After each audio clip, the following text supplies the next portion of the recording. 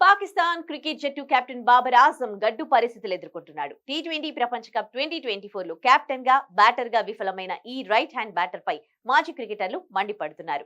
వెంటనే కెప్టెన్సీకి రాజీనామా చేయాలంటూ డిమాండ్ చేస్తున్నారు.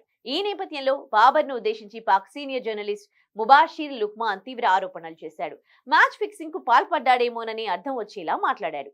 ఇందుకు సంబంధించిన వీడియో వైరల్ అవుతోంది. బాబర్ ఆజం గ్యారేజీలో ఈ ట్రాన్ చేరింది. తన సోదరుడు తనకిది బహుమతిగా ఇచ్చాడని చెప్పాడు. అతడి సోదరుడు అంత గొప్పగా ఏం పని చేస్తాడని 7-8 కోట్ల కారు గిఫ్ట్ గా ఇస్తాడు. అతడికి అసలు ఏ పని పాట లేదని తెలిసింది.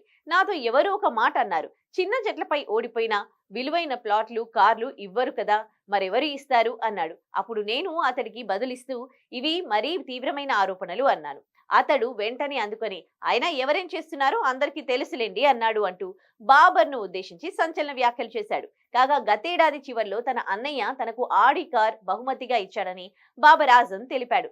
భారత్ లో ఈ కారు విలువ సుమారు 2 కోట్ల వరకు ఉంటుందని అంచనా. పాక్ లో ఇంతకు 2 రెట్లు ఎక్కువే. ఇక బాబర్ పై తీవ్రమైన ఆరోపణల నేపథ్యంలో అతడి అభిమానులు సదరు జర్నలిస్టు పై మండిపడుతున్నారు.